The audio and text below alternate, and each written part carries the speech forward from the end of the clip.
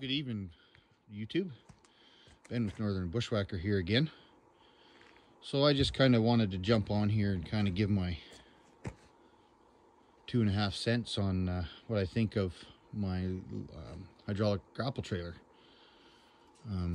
We've had it for about a month now, and haven't really got to use it a whole lot, but I figured, you know what, I'm going to give an opinion right now while it's fairly new and I'm fairly fresh in my mind. But one of the biggest things is this is an amazing little trailer. I'm not gonna lie, for being Chinese made and imported here. I mean, it's a good trailer. It does what it's supposed to. A couple things that we did do is we changed and upgraded the pump. So one of the things that it comes with is they come with a little 3.25 ml/R. So I don't know if that's milliliters per revolution or how it goes, but it was about the size of a beer can cut in half. So it was a little lacking. It was struggling to pick up some of the logs that I just unloaded. So we upgraded it with a 3.2 gallon per minute pump from Princess Auto. For you Americans, that's Harbor Freight. So I had to buy a new mount, collar, and new Lovejoy. So one of the things with these motors is that, being they're Chinese made, they're in metric. So that output shaft is 20 mil, and the Lovejoys that I could get were 3/4. The output shaft, or the input shaft on the pump, is 3/4, so I didn't have to mess with that side. But I am having to put the 3/4 motor side on the lathe and machine it out to 20 mil to make it fit, and it was pretty quick and simple.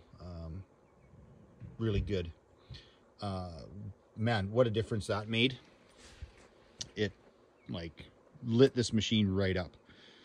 It's super efficient now. I mean, like I said, with what you see me unload, before it would struggle to do that. You kind of have to help it or keep it really close. Now it just picks. So obviously I have to be more careful because it will pick and give her. I had to put a bigger battery on it. I got to figure out or move the tray or do something with that. The little battery that came with it seemed to go dead, and your winch and everything is all tied in with that. It needs battery power to run the solenoids that are in here, the electric solenoids. So I had to run a bigger battery just to keep up. So one of the things that I plan on doing is this spine. So in here, this spine that runs through, it's fairly thin. I mean, it's pretty rigid. I'm pretty careful, but I'm gonna change that out. I got some 3x3 3/4 square tubing, and we're gonna run that through the trailer, and I'm gonna probably add 2 feet to it on the back side, so I can move that back bunk back, or I can bring it forward to haul shorter stuff. Lots of the stuff we bring down to put on our mill is anywhere between 8 and 16. Sometimes we do 20s, but most of the time it's 8 and 16 between those links. So we need something a little bit longer, otherwise we got so much hanging out and then it wants to lift on there. So we're gonna do that. That's gonna be an upcoming kind of video. I got to figure something out with the grapple, whether I cut teeth into these, or I weld a little bit of a tooth in there. I'm not 100% sure. So works really good. One thing I got to do is I got to figure out these drive motors. In transport mode, when they lift out, they tend to want to weep down. So I don't know if I have air in the system, or I need to find like some type of lock to just lock them up, because after a long trip they will come down and rub on the tire and grab the tire, and it'll stop you. So I got to figure that out and go from there. Lots of little things. I mean, it's like I said, it's like the Woodland Mills. It's a common sense trailer. You got to be able to work on it and fix it and monkey with it and in order to get things right and make it work. But saying that, I mean, one of the biggest things that you can do is, I mean, if you can afford to put one of these in your fleet, man, do it. Do it. It is absolutely an awesome piece of kit to add to your little operation. I mean, if you're doing 10,000 board feet a day, then you know what? No, this is too small. But for a little guy, you know, you're milling for yourself or, you know, family and friends and stuff, man, this thing is awesome. It's amazing. I pull it behind the Ranger 900, handles this thing loaded right up, no problems. I mean, you'd barely even notice it behind. I've looked at, I mean, when we did look, we were looking at the Wallensteins, we looked at Woody's, we looked at, I think it's called Medivik, their trailers. We looked at a couple other brands. They were way over my price range, what I was comfortable spending. I mean, you can pick these little trailers. They're about, I think they're, you know, $11,900 to $13,000. The different kind of Chinese versions. Some of them are less. Some of them I think are around $9,000 without the drives. So it just all depends on where you're at and what you're doing. So works phenomenal.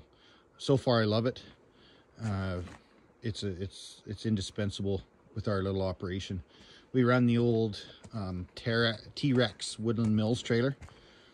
This poor little trailer, this was my first trailer that I bought, and I have used the bejesus out of it. I've beefed it up. It's got a heavier spine in it. Bunks and stuff, I've stiffened them up.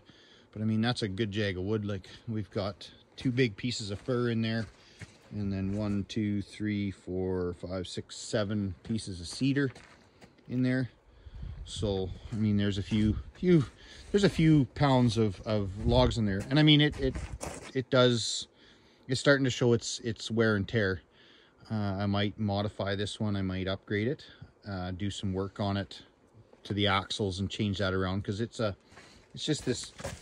kind of just a chintzy pin system that it on the bogie system, and those pins wear, and the axles actually, like, I put a 35 or 4,500 pound electric winch for the boom to help us if we have to winch stuff up. But I mean, for what I paid for this trailer and what it's done for me, couldn't complain. We had a flat blowout, so we had to pull one of the old tires off and put it on for now to get her limped home. That's another project that I got to fix. That'll be tomorrow or the next day. So, but I mean, these little trailers are indispensable. So if you can put it in, I would highly recommend it to add one to your fleet. So, but I'm going to give another review here probably in a month or a few months anyway, after running it, and give a total opinion of what I think what it's going to do. So, but all right, YouTube, with that said, I'm gonna let you guys go. I gotta get in and have my supper and get washed up and cleaned up and ready for tomorrow. So you guys have a good night, and like, subscribe, hit that subscribe button, give us likes. It helps the channel. And if you want to see more, don't be afraid to let in the comments. Let me know what you want to see or what you want us to do. More than willing to. Like I said, give us a shout out, and we'll definitely take your comments to heart and figure a plan out. But anyway, over and out.